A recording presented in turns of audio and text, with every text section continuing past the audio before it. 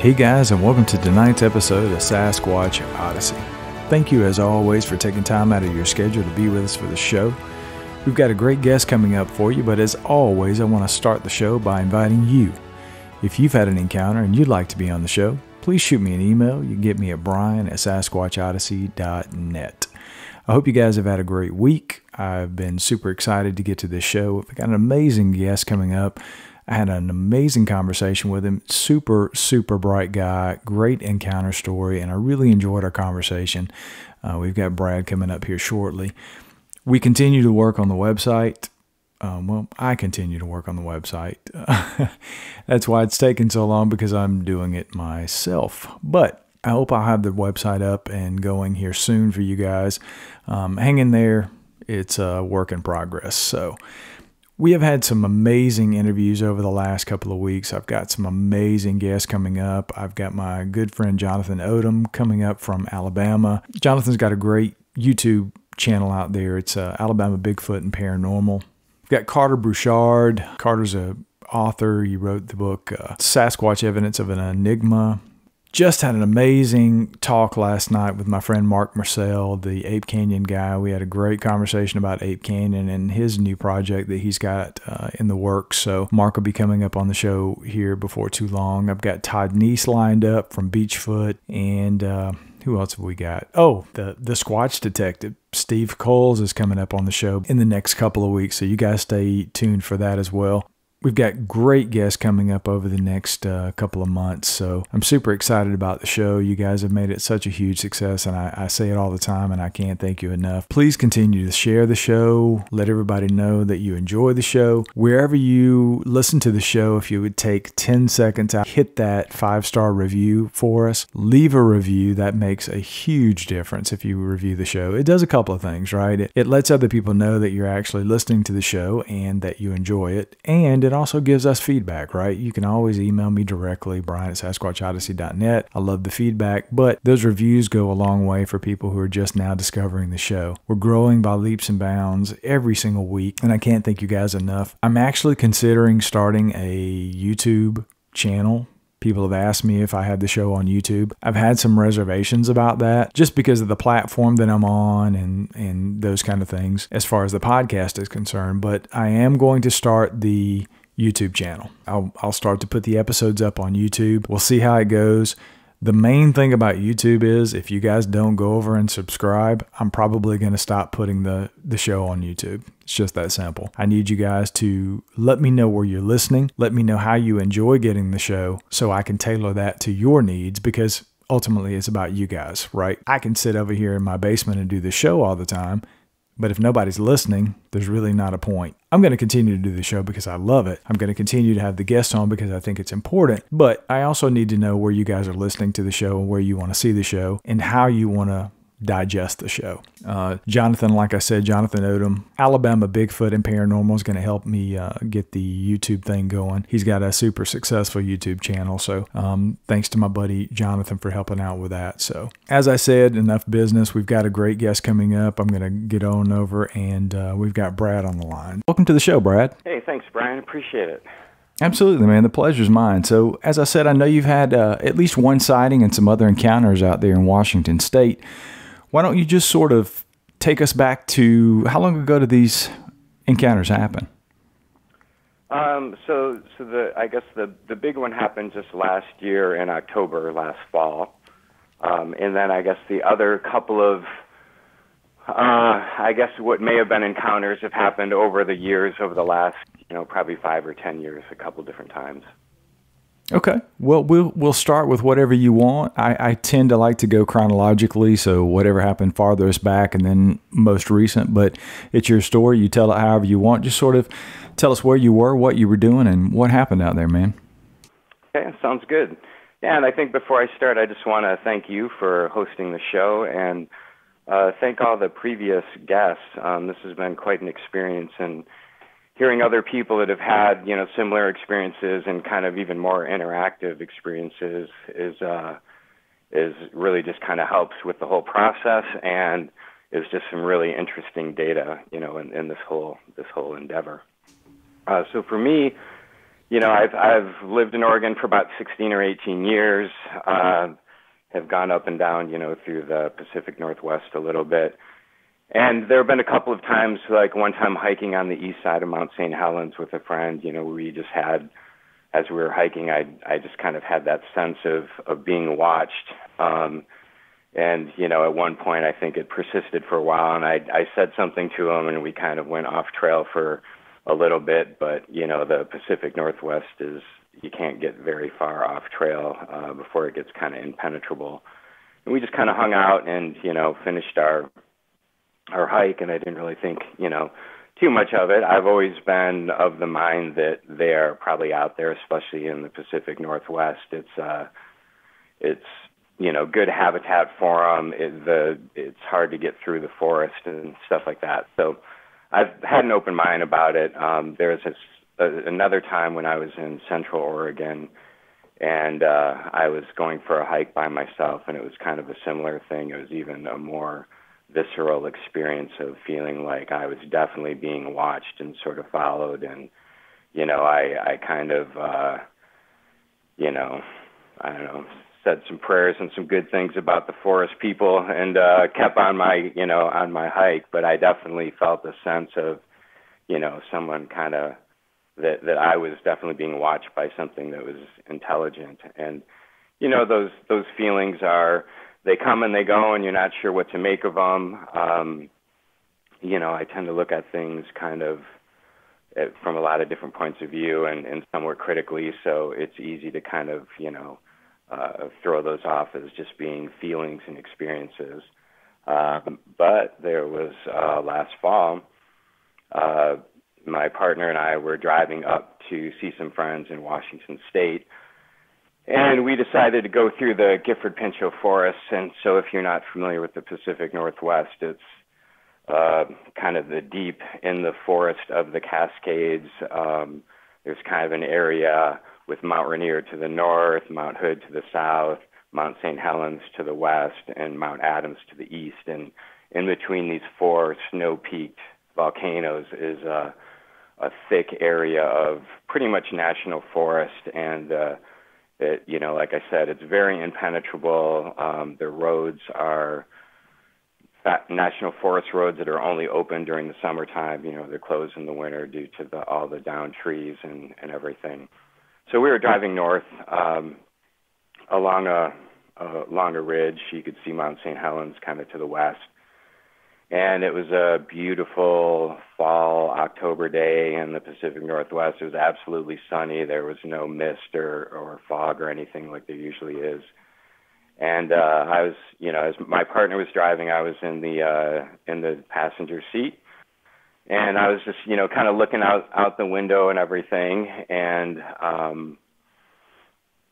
as I was looking at the, at the valley and the scenery, it kind of opened up a little bit. We were going along the side of a mountain, so I was looking down and to my right, down the hill, and the trees opened up, and I saw, standing basically in the middle of a sun, straight up, a tall, humanoid, kind of Sasquatch-looking being. And as we were driving by, I got an absolutely great look at it for a few seconds. It was seared into my brain, and then, we kind of kept going, and it took a little while to process.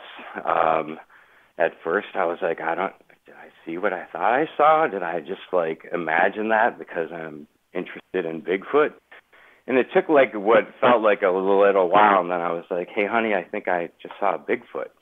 And she said, should we stop and turn around? And my immediate thought was a couple of things. First of all, it was old. It was an elder. It had gray hair, and I'll get into the description in a second. But it was so old, and it was pretty well kept and in great physical condition. And it just seemed to me like this thing isn't alone. I just had the sense that it wasn't out there by itself. It was with a group. And the nature of the mountain, you can't just go running down the mountain chasing after this thing. especially in October when all of the ground cover is so high. It's just impossible to see what you're walking onto. So we kept going, and we were kind of, running late that day, and so we just kind of kept driving, but had the sense of just like, I think it's best to leave him alone, because in a moment your mind goes from it being kind of a hypothetical question that you've thought about to, oh my God, they're here and they're right there and they're living, and that thing could, tear the hell out of me. So not only can so all of those things kind of went through my mind. So to kind of talk about what I saw, it was very human looking. It was, I got a great look at it, full front. I could see the top of his head, his face, his shoulders, his arms, his hips, all the way down to basically his knees and shins. And I was just kind of really focused in on the face. The head, all of his hair was kind of a blondish brown with gray. Like he was turning gray, but you could tell underneath it was a light brown blonde. It wasn't like like the dark red or dark brown that other people have described. The head was very sort of human-like in its dimensions. He had long hair, kind of long shaggy hair that was thinning, that was graying also. He had hair around, the tops of his cheeks. His eyes, his cheeks and eyes looked very simian. They had a, kind of very chimp or ape-like look to them. The eyes, pupils were really like tiny, black, and deep set. The eyebrows weren't as protruded as like a gorilla, and the head wasn't as extended like a gorilla. It was more like a kind of a human head, and the nose was very human-like. It was kind of, it wasn't flat or it wasn't big nostril. It was kind of angular, and I don't know, European or Caucasian sort of looking. It had a beard that came down to its sternum, facial hair all around him, hair all over his arms and legs. I could see the muscles underneath him. I could see his like shoulder muscles, his pectoral muscles with nipples, which is why I knew it was a he. It was obvious, and his biceps and arms and elbows, and the dimensions. The arms were long. He must have been at least 9 or 10 feet tall, and just in really good physical shape and good, like, I don't know, like his hair wasn't knotted. It seemed like it was clean, and just standing right there in the sun. There. Did you get the impression this thing was doing something, or do you think he was just standing there enjoying the sunlight? I don't know. I didn't really see him move, and I kind of moved past him, and then he moved out of my view. So, I didn't see him, but it looked like, I looked right into his eyes. I don't know if he could see my eyes, but it looked like he was maybe just standing up enjoying the sun, because it was, at the right time of day when the sun was, just enough over the mountain to be shining perfectly there, and he was probably just, like you said, sunbathing. That's a pretty fascinating. How far away were you from this thing when you guys passed by? Probably 20 to 30 yards. It was a really good full frontal view. Like I said, I could see like the details of his arms and his face were like the lines in the musculature were really dark, and so there was a lot of contrast between the muscles, and I don't know if it was because he had grayer skin and those folds were darker, but there was just a lot of definition in his face and in his entire upper torso. Yeah, and I just thought, man, this he's old, he's in good shape. It didn't seem like he was like. It seemed to me like something that old would have been in a little worse shape if it weren't, part of some kind of a community. I will say, I forgot to mention, before we got there, while we started into the forest earlier on in our drive, we kind of pulled off to the edge, And so then, so I'll go into some of maybe the backstory now. So we were driving up to see friends, and the reason we went through the Gifford Pinchot Forest was to actually look for Bigfoot. And the reason that was is my partner had been up to see her friends a few weeks before, and they'd seen the premiere of a movie called The Dark Divide.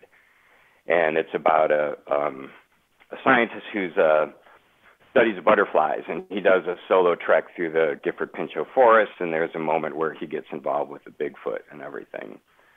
So I had been telling my parents about it when I call them back home, and I think I'd bought my mom the book from the scientists, because they're kind of straight scientific people, and I thought, well, maybe if it's coming from a scientist, they'll open their mind to this possibility. And so anyway, my girlfriend sees the movie, and she's like, oh, we got to go drive through that area and look for, Bigfoot. And I'm like, okay, so that was our plan that day.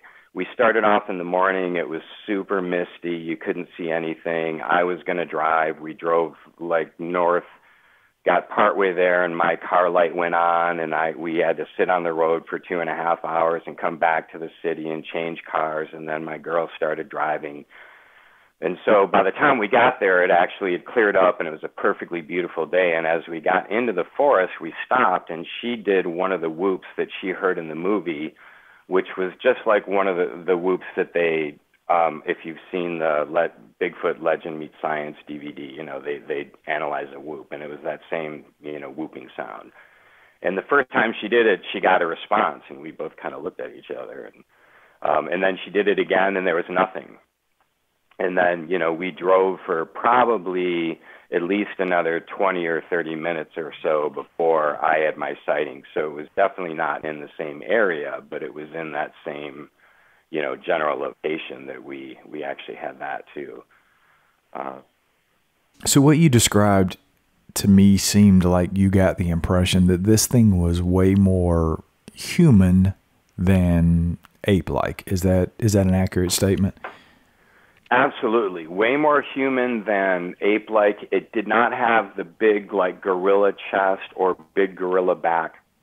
It had a very human-like proportions with wide shoulders but straight shoulders, and a normal, more human or chimpanzee-like. The muscles seemed more than the big gorilla type. And so if to put it against the Patterson-Gimlin film or whatever, then it looked completely different, which threw me. But that was part of the reason I actually believed what I saw, was because I'm like, I've never seen a picture or heard a description like this until I've listened to your podcast, and now I've heard it a number of times. Yeah, it's fascinating to me that depending on where you are in the country, or even what continent you're on, depending on, some of the accounts that I've heard, it seems that there are different types of these things. Mm-hmm. I've heard it on other shows before that, people are sort of speculating there's a type 1 and a type 2 and a type 3. And for the most part, I think that's kind of crap, because nobody really knows, right? You're just speculating at this point. But right, based on anecdotal eyewitness accounts, which I believe is some of the best evidence that we have that these things actually exist, there are plenty of people who describe very similar to what you talk about in your description of your encounter. And then you have completely opposite. When I talk to somebody from Louisiana, for example, they tend to be very different. So at the end of the day, nobody knows, right? But it's very interesting to me to take different accounts like that from the Pacific Northwest, where they tend to be much larger, sometimes more human-like, and then down in the South, where they tend to be sometimes more aggressive and smaller. So it just fascinates me. And I think, like you said, for yourself seeing that, it was almost like okay, that wasn't a guy in a suit, because a guy in a suit wouldn't look like that. So what I actually saw was, in fact, a real creature, sort of thing. Yeah, and so that next week, I'm processing it, and the next week I took a day off and I drove the same route, and instead of being the passenger, I was the driver, but I wanted to find that same general area. And, I brought a little offering because I felt like whether whatever they are, whether they're physical or they have some, woo-woo aspect to them, as you like to say, either way, it's the experience is what I would call a numinous experience, which is, basically that means having a strong religious or spiritual quality or indicating or suggesting the presence of a divinity. And so I'm not even as a physical being, to see something that is not supposed to be there has this effect on you. And all of a sudden you go from it being kind of a hypothesis and this idea to something that, in some ways it's like, oh shit, now I'm an experiencer. It's like there's no like getting rid of that. I can't say I didn't see it. Like I was talking, so that was our plan. The next weekend I called my parents and I'm just talking to them, and I didn't want to talk about it at all, but my mother had gotten the book and I told them we were going Sasquatch hunting, and I didn't actually think I was going to see one. And so she said, "Did you see a Sasquatch?" And I was like, well, she asked me a direct question, so I was like, yeah, I did, and I explained what had happened. But anyway, when I went back to give that gift, I got to the general area and I went walking, and I had heavy hiking boots and a walking stick, and it took me like 15 minutes or so just to get like 10 yards down the hill to find a stump to leave it on, because you're in deep mountains with a lot of down trees and big boulders and all of this under stuff, and covering that is big leaf ground cover because this was October. So the ground cover came up to my waist, and every step I took, I didn't know whether I was stepping between three logs or a rock, everything was a potential mechanical injury. So there's no way that people are going to be out there trouncing around, in suits or doing anything like that, because and there's no way to follow them. They must be geared toward, at least in the Pacific Northwest, there's some areas that are just so impenetrable because of the topology and the thickness of the bramble underneath that, those kind of creatures can disappear. Anything can disappear in about 5 yards away because there's something huge that they can hide behind. It's always interesting to me when people say, well, it could have been a guy in a ghillie suit or somebody hoaxing you. Or right. The most of these encounters that I hear, it would be impossible, very highly improbable, if not impossible, for somebody to do that, like you said, because of the terrain that you'd have to cover. And then you're standing out in an area, or you're doing this in an area where you're hoping that somebody might walk by or drive by to do what? Just right. To say that they saw you and make them look like a fool. It just doesn't add up to me. It doesn't make sense that these are hoaxes and things like that. But yeah, no, so that kind of brings us to, there are three hypotheses, right?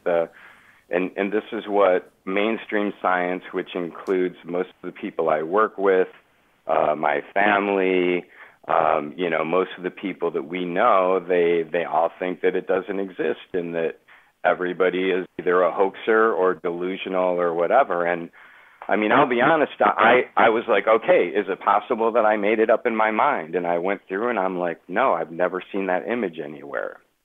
Is it possible that, I had a 4 to 5 second break from reality while I was hanging out in a car driving along the country? No, I don't think so. Is it possible I saw something that actually was absolutely not there? Well, I've never slammed on my brakes to avoid hitting a deer that wasn't there. I've never had a situation where, so I go through all of those even on myself, and I'm like, all of those things are ridiculous. And not only are they theoretically ridiculous, now they are personally ridiculous because it happened to me, and I know that none of those things happened. I know it wasn't a bear. You could give me the best scientist, and they can try to, interpret what I tell them I saw, but there's no way that they could convince me that I did not see what I saw, which leads to, like you said, the next thought that I had was, okay, so now I know that they're actually here. So the first hypothesis is gone, and they're physical. And like I said, it felt to me like it was part of it. Then I think, well, how old is an elder? Because what I saw was an older guy. So I'm thinking, okay, how old is an elder? But industrial revolution, the average age of a human was like 42. So is 40 or 50 an elder? And then how often do you have to reproduce? How many generations of these things have been going on if, they've been evolving alongside of humanity? And how many different, subspecies or, like that had me thinking, I'm like, would this humanoid type thing mate with the kind of, Sasquatch that was seen in the Patterson film, or would they consider them separate societies because, they've got their own thing, and how do they find mates? So there are all these questions that come up as far as, living a solitary existence, but still maintaining a population. Yeah, there's so many questions in it. It seems like you've started down the rabbit hole, so be careful. Once you have that encounter, you have that encounter. I've been down the rabbit hole for quite some time, and what's interesting is, like I said, it's interesting to have it be a theoretical experience, and then all of a sudden when it becomes like oh my God, I've experienced it. I can't deny that, it just, a lot of the first level questions fall off the table, and then you start going deeper and deeper into what does that really mean, because I've always been interested in, my grandparents had a bunch of arrowhead collections, and we were always interested in the sort of Native American, the pre-Columbian history of the Americas. I've traveled to South America and been to like Machu Picchu and a lot of different ancient sites. So I've always been interested in the history of this continent before Europeans got here. And I just think that the history of this continent and the history of this world is so much more interesting and crazy than we could possibly imagine, Yeah, it opens up so many doors to, well, before we go down that path, I just want to ask you, how has your encounter, since it was very recent, has it affected your life? Has it changed your life? Has it been a profound part of your life, or is it just something you're like, okay, I processed that and I've moved on? It's something that I keep going back to. Like, it's a wild thing. Like, even having been interested in the subject for a long time, first of all, the idea of convincing others kind of falls by the wayside. The idea of watching the TV shows where they're going to find out Bigfoot to see if they're there kind of goes by the wayside. The interest in other people that have had similar and more interactive experiences like the guests you've had just is awesome. Like, that has been really, really kind of cool, and I've really appreciated this podcast for that reason. But it is something, like I said, it's a spiritual type of experience in that it does make you change the way you think about life. It's an ontological reset. You have to think about, for me, it makes me think more about the nature of being, and it's something I like to do anyway. But when it kind of becomes more of a reality, it's like, oh my God, there's an entire human species that is so much more close to us, and then has some human, and it really blurs the line between human and animal and where we stand evolutionarily. And, like right now, I just saw something on the news where they're using Neuralink. They're using a monkey to test Neuralink so that the monkey can play a video game without using his hands or any kind of digits or anything.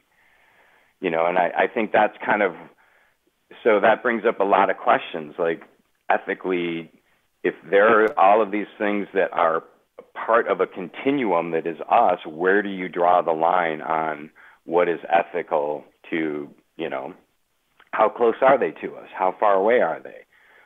Having that missing link kind of bridges that gap and makes that question more challenging. Yeah, it's one of those questions that I talk to guests constantly about. You know, if you listened to the bonus show last night, I had an interview with Flint, and he brought up the Nephilim thing, right? And he sort of believes that these things are probably Nephilim, or it has something to do with the Nephilim or whatever. I just don't know. I mean, it's weird because I'm in the flesh and blood camp. I think these things are a flesh and blood relic hominin, and you know, but as I say all the time, I talk to people that have sort of otherworldly experiences, and it's actually kind of interesting that we hear these things on our property here in North Carolina. We've got almost 40 acres here in the foothills of North Carolina, and we have a tiny house, and we can sit out during the winter time. For example, we have a hot tub right off the deck, and we sit out, have a glass of wine, you know, listening to the sounds or whatever in the hot tub. We hear these things vocalizing often. Now, not every day, you know. I think this summer it was probably, or this winter rather, it was 5-6 times we heard these vocalizations, and they're always really, really far off in the distance. There's probably 150 acres behind our property and another 200 plus acres on either side that's just nothing but woods.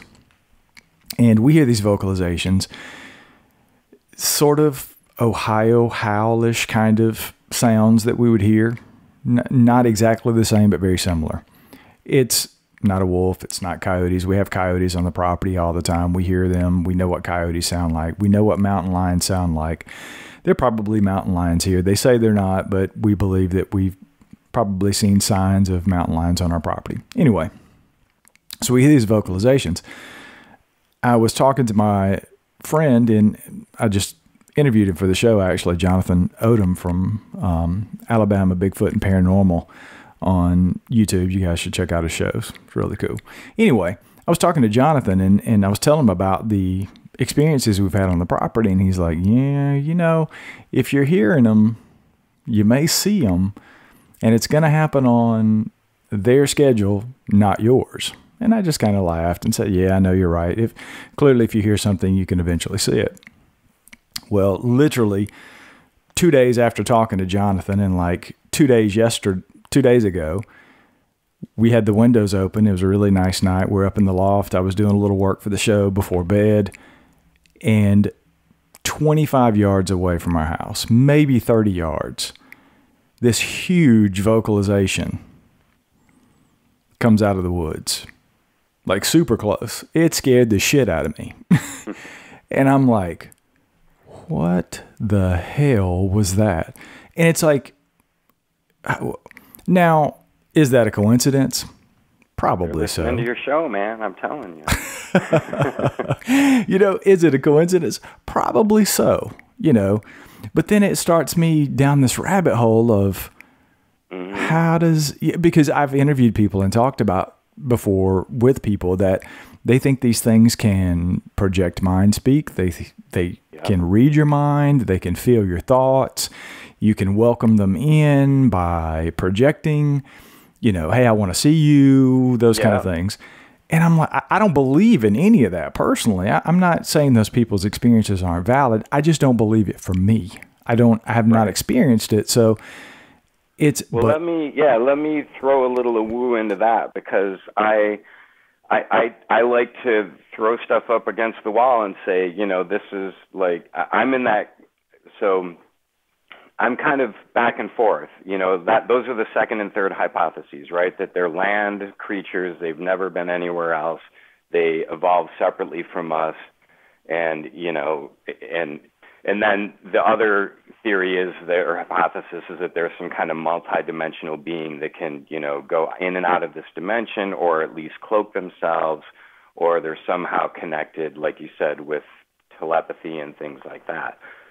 So, you know, there was definitely an intentionality about me. I've been interested in this, you know, phenomenon for a long time, and, you know, probably 6 or 8 months before the experience, I kind of put out there, I'm not religious, so I don't really pray, but I was just like, you know, this is all great, but I want to have an experience, and I want to have one that's a good experience, you know, and I kind of put that out there. And then, like I said, you know, My girlfriend saw the movie. She was like, let's go looking for Bigfoot. I said, sure. All of these weird things, like I was going to be driving, in which case I never would have seen it, but the car broke down and it took just a long enough time that the mist went away. And the other thing is when we got into that area, you know, I had heard from other people that if you kind of like cross your arms over your chest, you know, and sort of, you know, maybe bow a little bit, it's kind of a sign of non-aggression amongst gorillas and other beings. So while we were out there, I was kind of doing that too, because I was just like, well, what the hell? Why not? You know, right? Let's see what happens. And my girlfriend did the call, and then we had, you know, and then, I mean, I get this view. I mean, of all of the drive, most of the way, a lot of the way, you can't even see 5 feet past the edge of the road, let alone open up down into this beautiful, perfectly sunny spot. So, you know, I don't know if that means anything or not, but for me and that experience, it felt like it was partially due to that intention. And so I felt like, you know, like I said, compelled to give a gift. So the next week I kind of went back. I left an offering, and then that weekend, actually, I had a sweat lodge for a veteran we were doing a sweat lodge for. So we had a really intense sweat lodge, and after that we had one of the guys that was part of the sweat lodge, or that was part of the ceremony after the sweat lodge, was doing a film on Bigfoot. He was doing a documentary. And so we started talking that night, and I was telling him all about the experience and everything. And that next morning I was at home, and I had what I felt like was one of those sort of telepathic download experiences of just like my heart open. I kind of started weeping. I felt this like energy come in, and it felt like, you know, something was saying, you know, sort of like welcoming me to the family and everything. And it was, you know, I would say what people would describe as that sort of, you know, telepathic connection. And so I don't know if it's, you know, don't know if it was actually Bigfoot, don't know if it was, you know, just part of the experience, but I don't think so. It didn't feel like it actually came from within. As a technologist, you know, if you think about our wireless technology and what I was mentioning before, I mean, we have videos and sound and TV shows and movies and all sorts of crap flying over our head right now, and it's all invisible, and all it takes is a device that has a certain chip that will, you know, understand that particular frequency, and all of a sudden it can become something that we can see and understand. And so I think there's the idea that, you know, that certain, like you can, perhaps when you're having experiences that are sort of spiritual or mystical, you can tap into a certain frequency, and then you're either connecting with a sort of energy or an intelligence or something. But I think that is part of the interesting conversation, and whether it's whether they're all physical or there's that multidimensionality to them, it opens that conversation, which I think is fascinating. I agree, man. I think I open up. If you clearly listen to the show, you know, I don't close the doors on anything on the show. I've had experiences in my life with other things outside of Bigfoot that I can't explain. I've seen a UFO. I've had experiences living in haunted places as a child. So I get that. It's just, and I've said it before, it's very difficult for me to check those boxes when it comes to something that seems very, very, very physical, right? I mean, you were right in the area. I don't know if you're familiar with the Ape Canyon incident. Uh-huh. Okay. I've got Mark Marcel coming on tomorrow for an interview, and we're going to talk Ape Canyon stuff, and we're going to talk some about his newest project. In fact, the first time I felt when I said at the beginning of the show, when I was hiking near Mount St. Helens, and I felt that with my friend, it was in that area. We went to the lava tubes, and it was kind of in that south and southeastern part of Mount St. Helens. So, that will be very fascinating. And that was a very physical attack, right? Those miners were attacked in that cabin by 5 or 6 physical beings. And when I look at accounts like that and I talk to people who've had very physical encounters with these things, and most of them aren't pleasant, it's difficult for me to make the leap of, okay, this is something that can cloak, this is something that can move between dimensions, and this is something that can mind speak. It makes it difficult for me to make that leap, right? If you're talking about little green men or little gray men flying around in ships that, what I saw was not of this world. When I was 16, I saw a ship with my mom that was not of this world. And I know that. Now, I don't know where it came from. I don't know if it was something that came from another planet. I don't know if they come, I mean, I know some theories about UFOs have sort of evolved over the years, and a lot of people think they're more interdimensional and they sort of coexist on a different dimension, which makes a little more sense to me than flying billions and billions of light years away from billions and billions of light years away just to pick a cow up and cut its tongue out and drop it and leave. So I'm open to that, obviously. Yeah, just to live in a place that's cold and wet and dreary and so I agree in that. I think one thing I really appreciate about all of your guests is that they really bring to front the physical aspect, because so much of the Sasquatch kind of phenomena is filled with the people that are into the multidimensional thing. They think they know, and that's the thing. You can have an experience, and the experience is so visceral and real that you think that your conclusions are as real as the experience. And I think that a lot of people don't have enough, kind of criticism to really question even their own experience. But I agree that there's a huge physical sense to this, of that they're living here. It feels like they're living in families, they're reproducing, they're finding mates, they're multi-generational.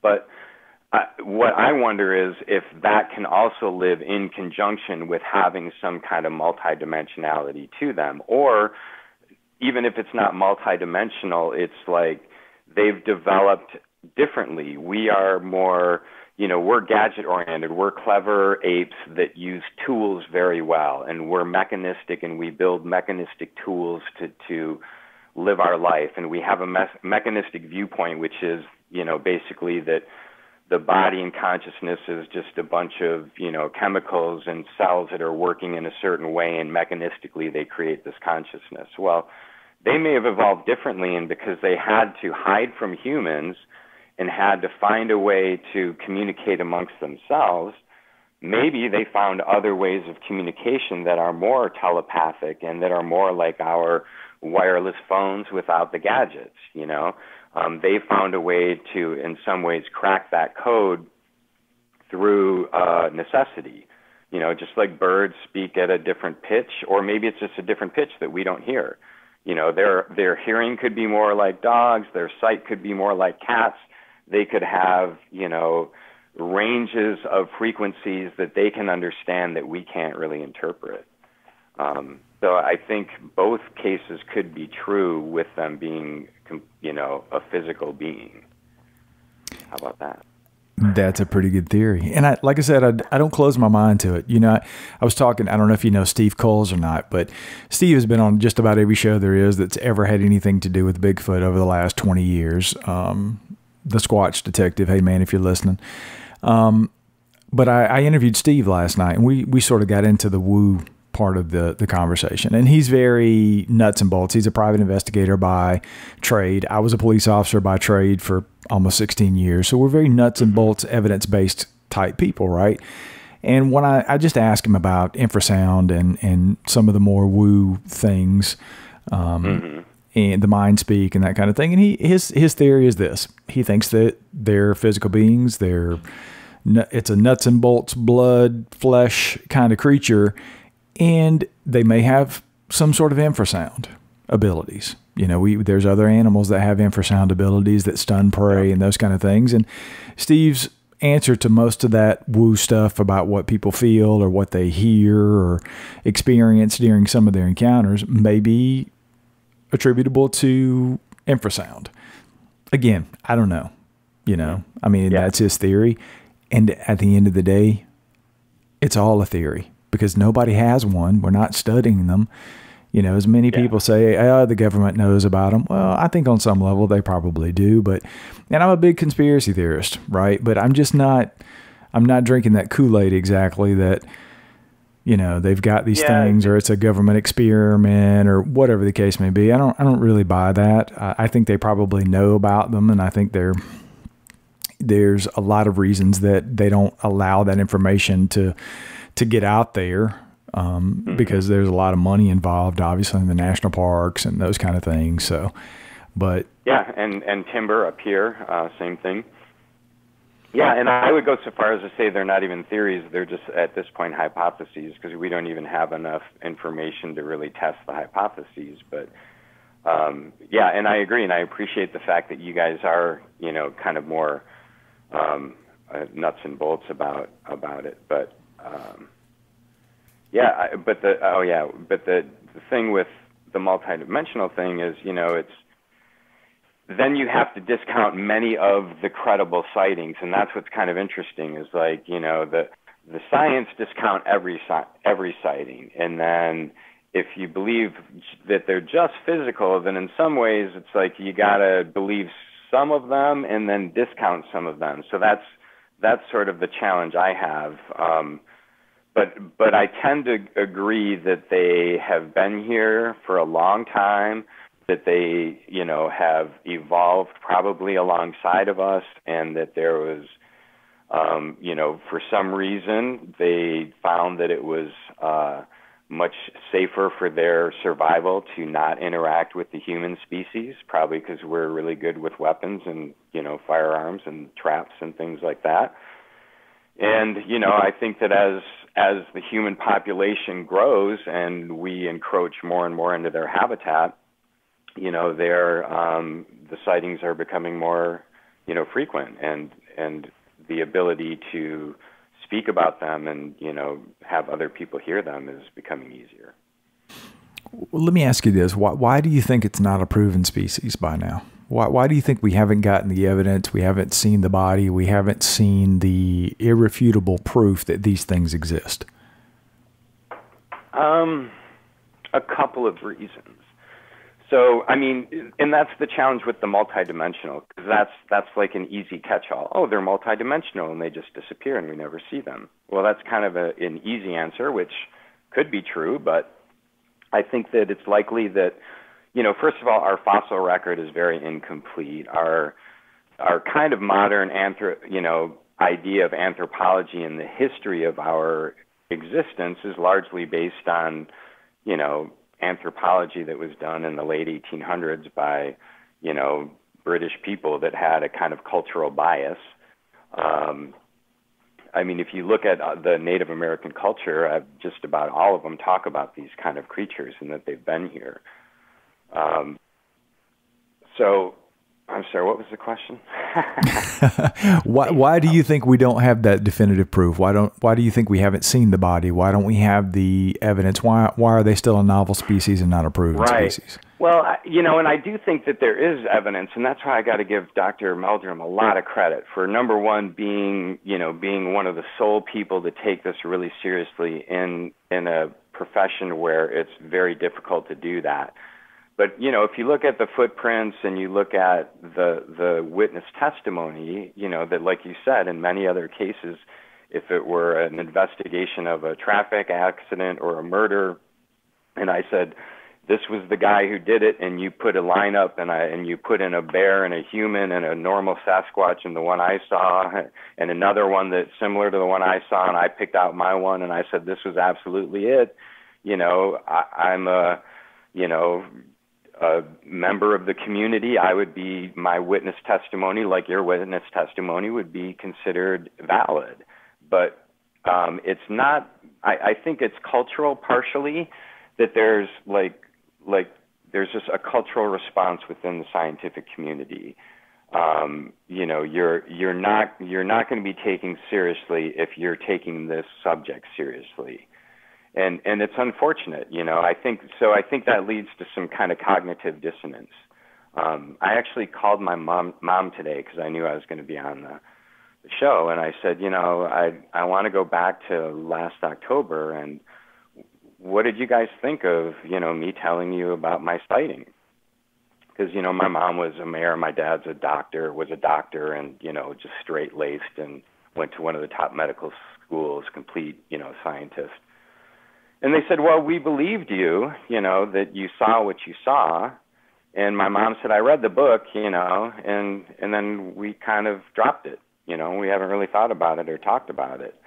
And so I think that there's, that's one of the reactions is you don't want to see what you don't want to see, It's a rare person who wants to hear what he doesn't want to hear. And if your whole scientific basis and our whole Judeo-Christian outlook is based on, humans being the center of the universe and being above the animals, and that God gave, humans the domination over plants and animals or whatever, then it kind of throws sand in all of those works because, like I said, it's these creatures that are in between us that really kind of blur that line between us and them. And, we have no problem putting a monkey, and hooking up a computer to its brain and seeing what it does. But if we did that kind of testing on a human, we'd think it's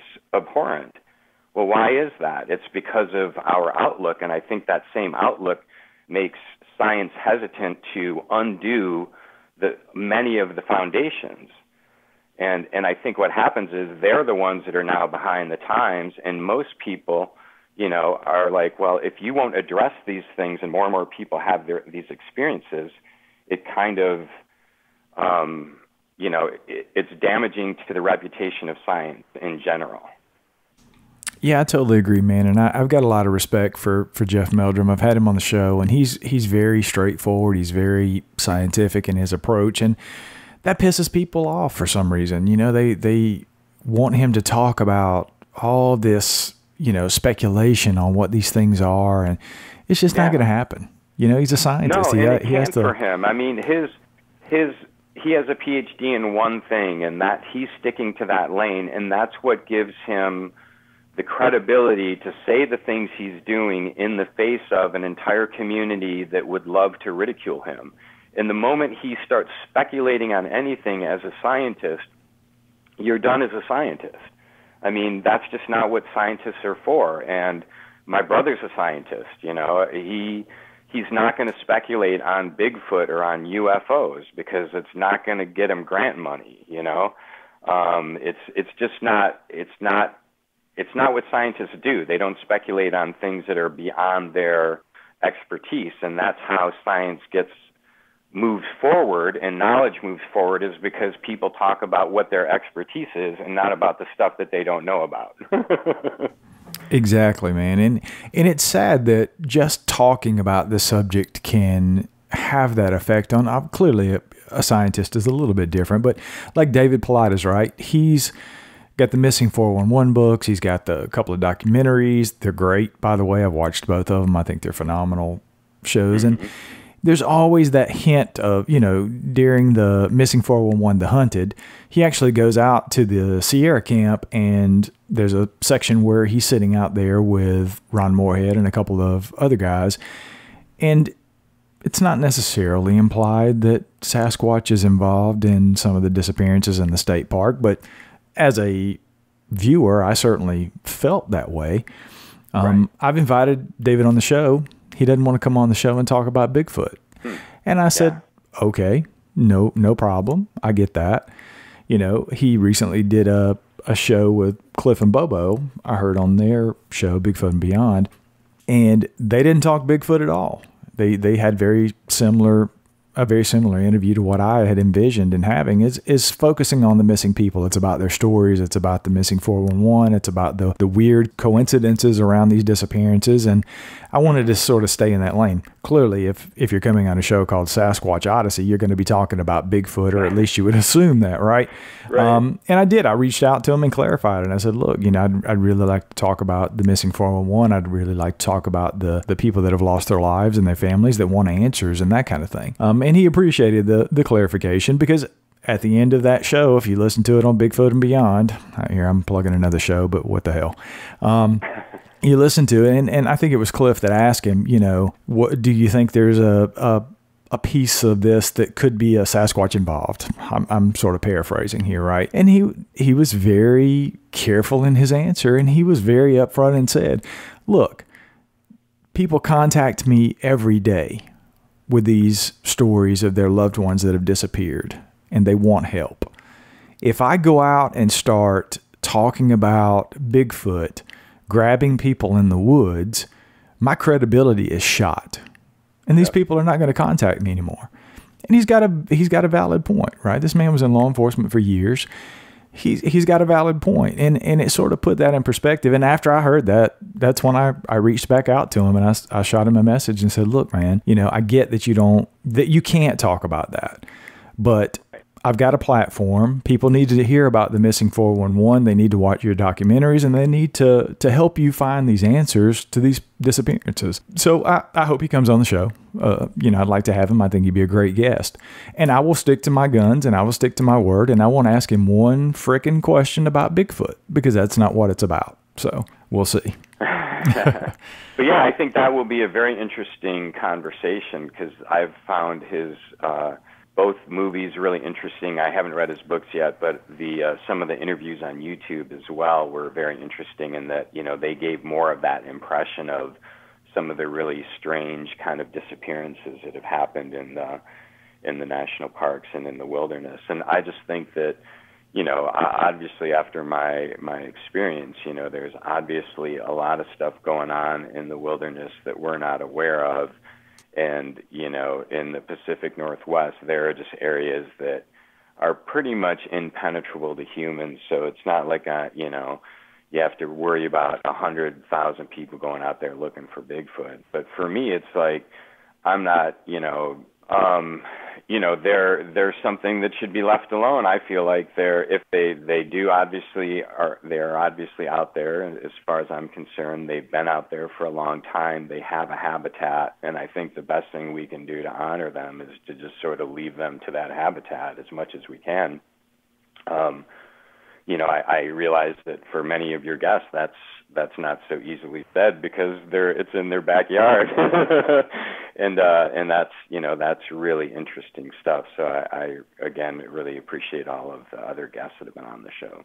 Absolutely, man, and I appreciate you coming on and sharing your story tonight. I mean, it's a fascinating encounter. Frankly, it's probably the best way possible. I think when you put that out in the universe, I think the universe heard you, and it gave you a great sighting. I've said numerous times, the best way to see them is 50 miles an hour from 30 yards away in a car is probably the best way to have an interaction with these things, because I don't think they're the friendly forest giants. I really don't. And I don't think they're all bloodthirsty killers, but I do think they're animals, and I would treat them like a bear.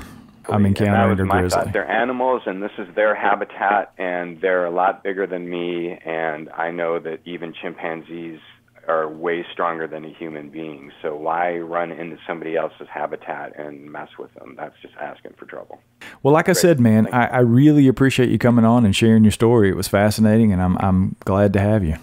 Thank you. And that's it for tonight's show, folks. Thank you so much for being with us. If you've had an encounter and you'd like to be on the show, shoot me an email. You can get me at brian@sasquatchodyssey.net.